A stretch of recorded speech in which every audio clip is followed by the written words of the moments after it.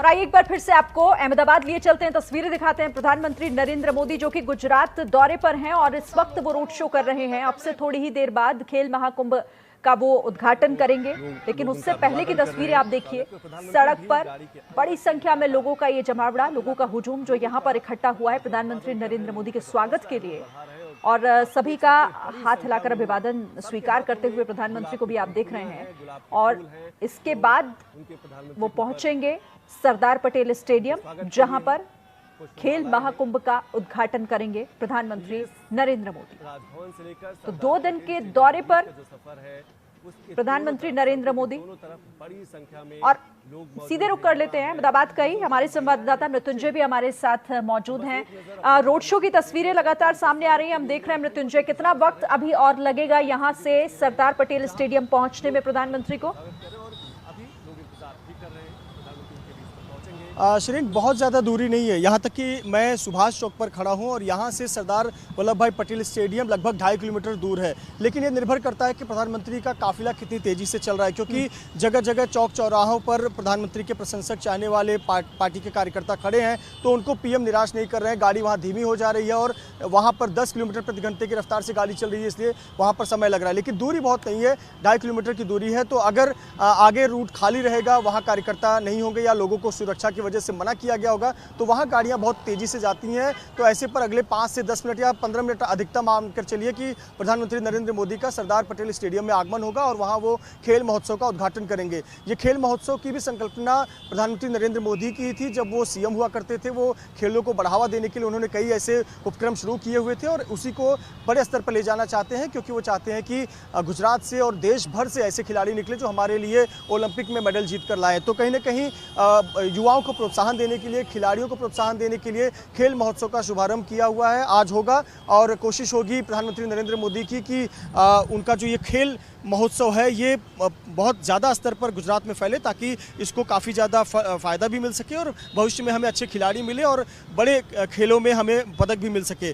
देखिए, कुल मिलाकर 2 दिनों का प्रधानमंत्री नरेंद्र मोदी का कार्यक्रम था। आज जो दूसरा दिन है, उनका यह आधिकारिक कार्यक्रम का आखिरी कार्यक्रम है, खेल महोत्सव का उद्घाटन करना। इसके बाद सीधे प्रधानमंत्री नरेंद्र मोदी एयरपोर्ट की ओर रवाना होंगे और एयरपोर्ट पर रवाना होकर वो सीधे दिल्ली के लिए चले जाएंगे। तो कुल 2 दिनों के दौरान उन्होंने कई सरकारी कार्यक्रम का हिस्सा बने, साथ ही साथ जनता से भी संवाद किया रोड शो के माध्यम से। और महत्वपूर्ण बात तो यही देखने को मिली कि जिन रास्तों से वो गुजर रहे थे, वो रास्ते सिर्फ खाली रास्ते नहीं रह गए थे सुरक्षा के लिहाज से, बल्कि वो रोड शो में तब्दील हो गए थे। आज सुबह की बड़ी दिलचस्प तस्वीरें हमने देखी, हमने कल्पना नहीं किया था। वो राष्ट्रीय रक्षा यूनिवर्सिटी में एक दीक्षांत समारोह में हिस्सा लेने के लिए जा रहे थे, लेकिन सुबह 7 बजे लोग खड़े थे हाथों में पोस्टर लेकर प्रधानमंत्री नरेंद्र मोदी को देखने के लिए, क्योंकि लोगों को पता था कि इसी रूट से पीएम जाने वाले हैं, तो कहीं ना कहीं उनकी गाड़ी में उनके दीदार हो जाएंगे। और पीएम ने भी निराश नहीं किया, पीएम ने वहां पर लोगों का अभिवादन किया, जो शुक्रिया, लोगों ने शुक्रिया कहा, उस तमाम संवाद भी हुए। चूंकि पीएम यहाँ बहुत लोगों को जानते हैं, तो वो स्थानीय कार्यकर्ता, जो पुराने भाजपा के कार्यकर्ता हैं, वो भी सड़कों के किनारे अपने समर्थकों के साथ खड़े थे। तो पीएम ने कहीं पे भी निराश नहीं किया। यहाँ तक कि हमने देखा कि हम सुभाष चौक पर हैं, यहाँ से सरदार पटेल स्टेडियम 2.5 किलोमीटर की दूरी पर है, और यहाँ हम देख रहे थे दोपहर 2 बजे 38 डिग्री सेल्सियस की गर्मी थी। 38 डिग्री सेल्सियस की गर्मी में लोग यहाँ खड़े थे और हाथों में पार्टी के झंडे लेकर, पोस्टर लेकर खड़े थे। बहुत दूर दूर से लोग आए हुए थे, पर लोगों को इतनी जानकारी थी, माइन्यूट जानकारी थी कि ये पीएम का आखिरी यहाँ पर विजिट है।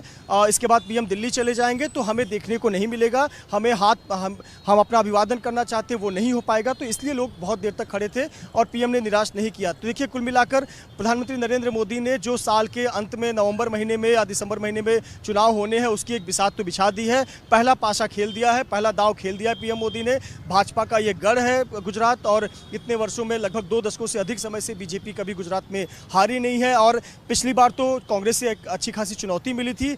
ये चुनौती इस चुनाव में नहीं दिखनी चाहिए, क्योंकि ये पीएम का गढ़ है, पीएम के नाम से जाना जाता है। तो ऐसे पर यहाँ पर बीजेपी कोई रिस्क लेना नहीं चाहती, और इसलिए पहले दिन से ही यहाँ पर चाहे पार्टी हो, चाहे पीएम हो, चाहे कार्यकर्ता हो, वो सभी एक तरह से इस दिशा में काम कर रहे हैं कि नवंबर महीने में जब परिणाम आए तो बीजेपी के अनुकूल परिणाम आए, ताकि यहाँ से मैसेज दिया जा सके। भले ही हम राजनीति के क्षेत्र में जब हम चर्चा कर रहे हैं तो कह रहे हैं कि 2022 में ये जो चुनाव हुए, 4 राज्यों के ये कहीं ना कहीं सेमीफाइनल था, लेकिन बहुत कुछ निर्भर करेगा गुजरात जो पीएम का होम ग्राउंड है। अगर देखिए बड़े से बड़ा खिलाड़ी विदेशों में जाकर जीत जाए, अपने घर पर हार जाए तो बड़ी किरकिरी होती है। तो पीएम तो ये अफोर्ड नहीं कर सकते कि गुजरात में जहाँ के सभी सांसद चुनकर आ रहे हैं पिछले 2 चुनाव में, 2 लोकसभा चुनाव में, तो यहाँ पीएम नहीं चाहेंगे कि बीजेपी के परफॉर्मेंस में किसी प्रकार की कमी हो।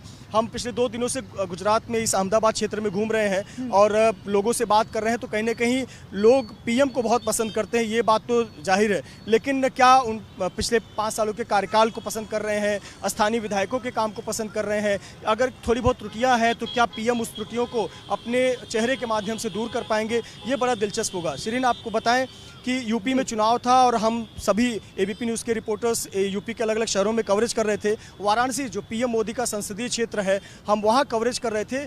चुनाव 7 तारीख को था, वहां पर 5 और 6 तारीख को ऐसा माहौल बना हुआ था कि वाराणसी की 8 सीटों में से 3 सीटों पर तो कांटे की लड़ाई है या बीजेपी 1-2 सीटें हार भी सकती है। लेकिन वहां पर पीएम मोदी का रोड शो हुआ और पूरे जो चित्र थी वो पूरी बदल गई। 8 की 8 सीटें बीजेपी लेकर गई, यानी जो लोकल फैक्टर थे नाराजगी के वो खत्म हो गए पीएम का चेहरा आने पर। तो कहीं ना कहीं पीएम ने यहाँ पर रोड शो के माध्यम से एक बार फिर से अपना चेहरा प्रस्तुत कर दिया है। और जब यहाँ चुनाव की बात आती है तो लोग प्रधानमंत्री के चेहरे को बेहद पसंद करते हैं और वो मानते हैं कि हमारे राज्य के हैं, हमारे घर के बेटे हैं, यहाँ कैसे उनको असफलता मिल सकती है।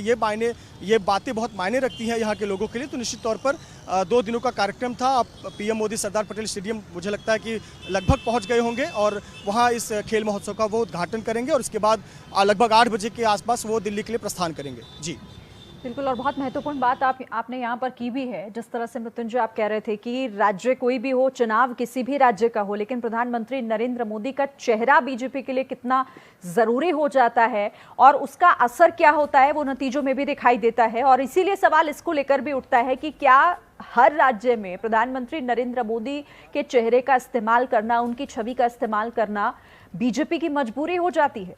और यही यहाँ पर भी दिखाई दे रहा है। गुजरात में जिस तरीके से ये तो उनका गृह राज्य है, यहाँ तो प्रधानमंत्री नरेंद्र मोदी को सब अपने घर का बेटा समझते हैं। और यहाँ प्रधानमंत्री नरेंद्र मोदी की आप प्रशंसकों की भीड़ भी देखिए तस्वीरों के जरिए। जिस तरह से अहमदाबाद में ये दिखाई दे रहा है कि जैसे जैसे प्रधानमंत्री का काफिला आगे बढ़ रहा है, सड़क के दोनों ओर आप उस बढ़ती हुई भीड़ को भी देखते जाएंगे। और ये बढ़ती हुई भीड़ यहाँ पर इसलिए है क्योंकि औपचारिक तौर पर ये आखिरी कार्यक्रम है आज प्रधानमंत्री नरेंद्र मोदी का। गुजरात के 2 दिन के दौरे पर वो हैं और इसीलिए हर कोई यहाँ पहुंचकर प्रधानमंत्री नरेंद्र मोदी से मिलना चाहता है।